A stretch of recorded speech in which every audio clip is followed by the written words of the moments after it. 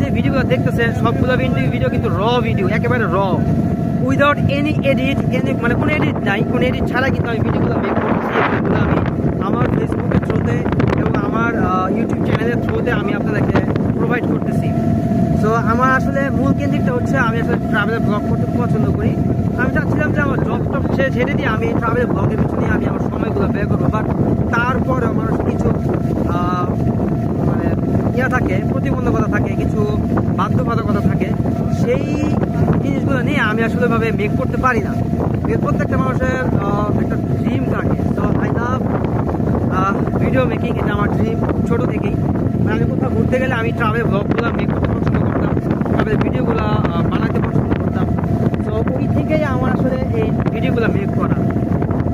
আর দেখা একটা জিনিস, ও